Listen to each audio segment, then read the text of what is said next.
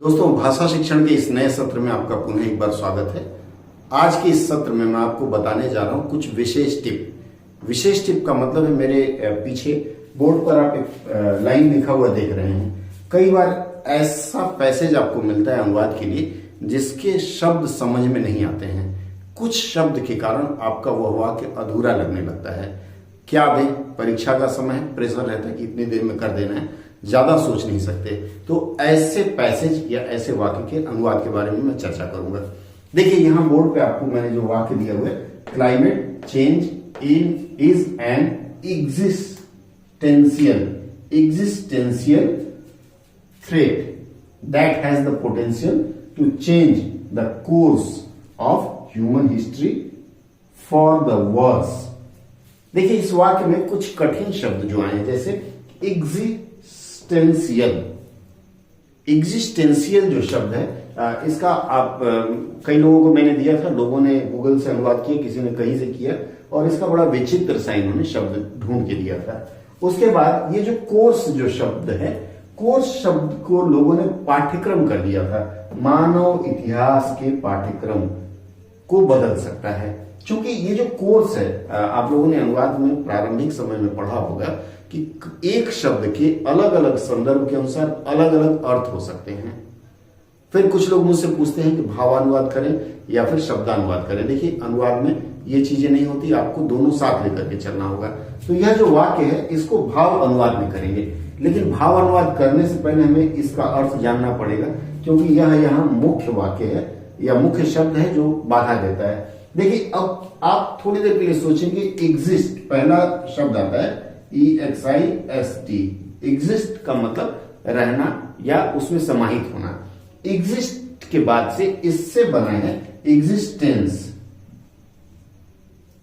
Exist से existence बना है, और एग्जिस्टेंस से फिर इसमें TIAL जुड़ा है, तो N के बाद CE हट गया और ये TIAL हुआ है। एग्जिस्टेंस का मतलब आप समझ सकते हैं कि बने रहना या उपस्थित रहना, या फिर कहीं कहीं सलामती का भी प्रयोग कर लेते हैं। इसी तरह से ये जो कोर्स है, course of change the course को जैसे दवा खाते हैं ना, उसमें भी कोर्स होता है, तो इस हिसाब से आप इसका अनुवाद करेंगे। अब देखिए, climate change is an existential threat.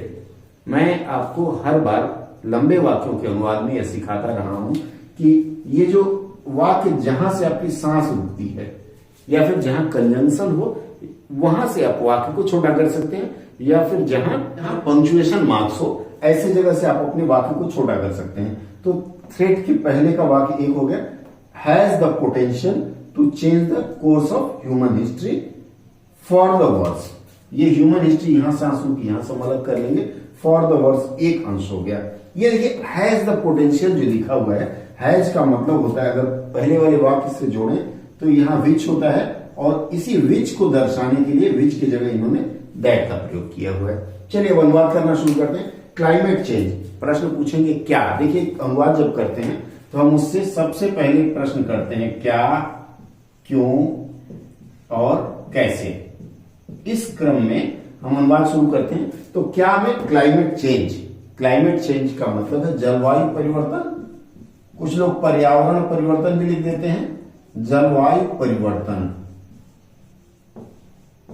इसके बाद हम कहेंगे क्या है जलवायु परिवर्तन, इज एन एग्जिस्टेंशियल थ्रेट। अब एग्जिस्टेंशियल थ्रेट को आप जैसे परीक्षा में है, आपको कि कुछ समझ में नहीं आ रहा है क्या लिखना चाहिए, तो यहां आप यह लिख सकते हैं, जीवन के लिए खतरा है। जीवन के लिए खतरा है, ये तो आप लिख ही सकते हैं। या फिर अगर आपके समझ में नहीं आए तो आप पूरा यहां पृथ्वी के लिए खतरा भी अगर कुछ लोग लिख देते हैं। ऐसे वाक्यों में आप एक अंदाजा लगाएंगे और आपके मन में जो भी भाव आए वह लिख देंगे यहां से। नहीं तो एग्जिस्टेंशियल का अगर आप लोग लिप्यंतरण भी करते हैं तो दिक्कत होगी। इसलिए पृथ्वी के लिए खतरा है, या फिर सबसे आसान है जीवन के लिए खतरा। तो मैंने यहां लिखा जलवायु परिवर्तन क्या है, जीवन के लिए खतरा है। कैसा खतरा है, तो जीवन के लिए खतरा है दैट या विच, जो which has the potential to change the course of human life. अब चूंकि जो होगा या जिसमें होगा, तो एक तरह से इसका वाक्य कर सकते हैं, जो ह्यूमन हिस्ट्री को आप पहले ले आएंगे, जो मानव